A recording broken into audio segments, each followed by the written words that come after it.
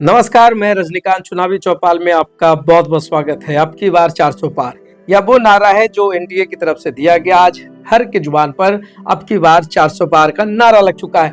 नालंदा में भी चुनावी चौपाल में आज बहुत बात करने के लिए है, बहुत सारी बातें हैं। चौथी बार फिर से एनडीए गठबंधन की ओर से कौशलेंद्र कुमार को उम्मीदवार बनाया गया है। वो कौशलेंद्र कुमार जो 3 बार सांसद रह चुके हैं, नीतीश कुमार का रिकॉर्ड तोड़ते हुए नजर आ रहे हैं। चौथी बार फिर से उम्मीदवार हैं। इससे पहले जॉर्ज फर्नांडिस थे। जॉर्ज फर्नांडिस भी चौथी बार नहीं लड़ पाए थे, मगर पहली बार ऐसा हुआ है कि नीतीश कुमार ने फिर से अपना जो विश्वास है उन्होंने कौशलेंद्र कुमार पे ही जताया है। हालांकि बहुत सारे नामों की चर्चा थी। राजीव रंजन रेस में थे, आईएएस मनीष वर्मा रेस में थे, एक नया नाम भी सामने आ रहा था। फिर भी क्या कुछ हुआ कि at the 11th hour Nitish Kumar ने फिर से वही फैसला लिया जिसके बारे में लोग असमंजस की स्थिति में थे। एक बार फिर से कौशलेंद्र कुमार को नालंदा लोकसभा सीट से उम्मीदवार बनाया है। क्या कुछ चल रहा है नालंदा पे भी बात करेंगे, मगर सबसे बड़ी बात है जो माले की तरफ से है। चौंकाने वाली बात है, इंडी गठबंधन ने माले के विधायक, पालीगंज के विधायक हैं संदीप सौरभ, उनको अपना उम्मीदवार बनाया है। तो नालंदा में 2 लड़ाई तो एकदम सीधी दिख रही है। तीसरी जो लड़ाई होने वाली है वो समता पार्टी के उम्मीदवार निशा सिंह से होने वाली है। यह वो नाम है जो कभी इस शहर की बेटी रही हैं, बाहर रही, फिर वापस आ रही हैं, समता पार्टी के सिंबल से चुनाव लड़ेंगी। तो नालंदा का हम बात करते हैं। क्या कुछ चला। 1971 तक मंत्री और बाद में राज्यपाल रहे सिद्धेश्वर प्रसाद सिंह। कांग्रेस के 1971 तक उनका कब्जा रहा, बाद में कम्युनिस्टों का कब्जा रहा, सीपीआई से विजय यादव वो भी सांसद रहे। उसके बाद जॉर्ज फर्नांडिस भी यहाँ से सांसद रहे हैं। रामस्वरूप प्रसाद कांग्रेस से, वो भी सांसद रहे। और 96 से लेकर अब तक समता पार्टी, अब की जदयू पार्टी, तब से अब तक सांसदी की बात की जाए तो जदयू का ही कब्जा है। पटना का सब डिवीजन रहा नालंदा। नालंदा में बहुत सारे सरीखे नेता जो बड़े बड़े व्यक्तित्व हैं उन्होंने चुनाव लड़ी थी। 2004 में बाढ़ से हारने के बाद जो दूसरी जगह जो सुरक्षित सीट थी नीतीश कुमार की, वो नालंदा ही थी। कुल मिलाकर नालंदा ने ही नीतीश कुमार की लाज बचाई। आज सब कुछ है। उसके बाद से लेकर अब तक, पहले जॉर्ज फर्नांडिस के नाम पर, अब नीतीश कुमार के नाम पर नालंदा में ध्रुवीकरण होता रहा है। ऐसे में जो नया फाइट होगा वो संदीप सौरभ से होगा। 3 बार कौशलेंद्र कुमार सांसद रहे। 2024 का चुनाव है, उससे पहले 14 में रहे, 19 में रहे, और उससे पहले जो भी चीजें रही है, अगर हम बात करें 9, 14 और 19 की, तो 2024 का जो चुनाव है इसमें जो स्ट्रॉन्ग पॉइंट्स है कौशलेंद्र कुमार का, मैं उस पर बात करूंगा।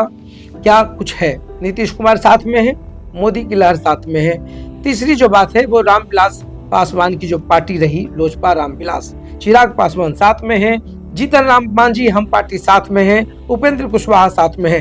तो एक जो ध्रुवीकरण है, जो एक समीकरण अगर आप कहें, चूंकि जाति पे बात करना मुझे अच्छा नहीं लगता, और मुझे लगता है कि चुनाव में जातिवाद पे या तमाम चीजों पर बात नहीं होनी चाहिए। फिर भी जो नालंदा में जो स्ट्रॉन्ग पॉइंट्स है नीतीश कुमार का, उसका तो फायदा कौशलेंद्र कुमार को जरूर मिलेगा।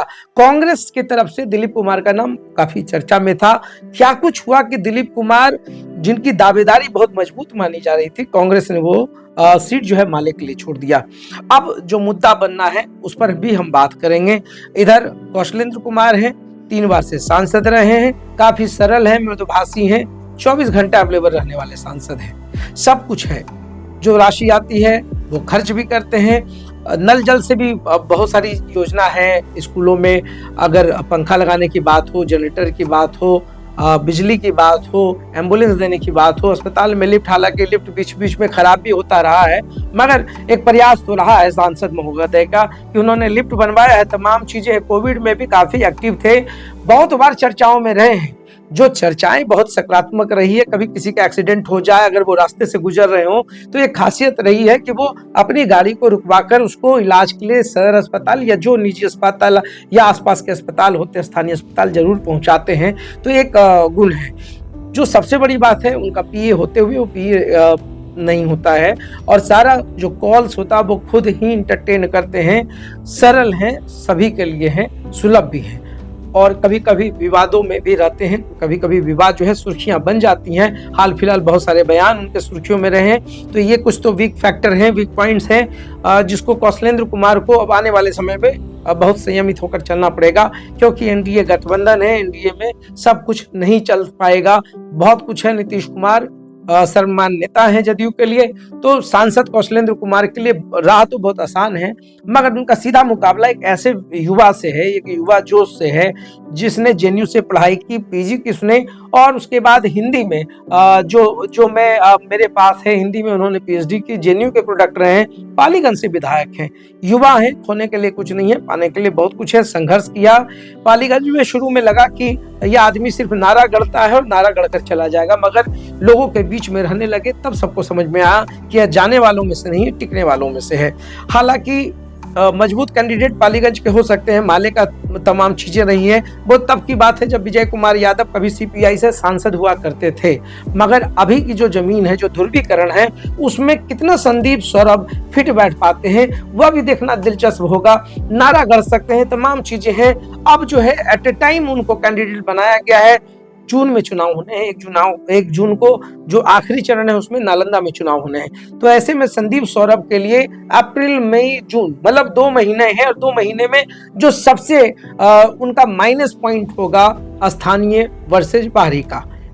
स्थानीय है नहीं, नालंदा से उनका कोई बहुत जुड़ाव नहीं रहा, तो ऐसे में कैसे खुद को वो कन्विंस कर पाएंगे। हालांकि इंडी गठबंधन की जो वोट बैंक उनको तो मिलेगी, मगर फिर भी जो ये मुद्दा होगा वो हावी होगा, जिसको फाइट करना होगा, जिसको जस्टिफाई करना होगा, लोगों के बीच में जाना होगा। माँ उनकी प्रेरणा स्रोत रही हैं, इसलिए मैं बार बार कहता हूँ संदीप सौरभ एक ऐसे युवा नेता हैं जिन्होंने जेएनयू की राजनीति को बाखूबी देखा है, समझा है। जनरल सेक्रेटरी के पद में भी रहे 2013 और 2014 में। तो अभी जो नालंदा में होना है बहुत दिलचस्प मुकाबला होना है। तीसरा, जो समता पार्टी की ओर से एक निशा सिंह का नाम आ रहा है। पुरानी समता पार्टी है, नया चेहरा अभी तक कंफर्मेशन नहीं है, मगर जो संभावित नाम है मैं उस पर चर्चा कर रहा हूं कि एक नाम निशा सिंह का भी है।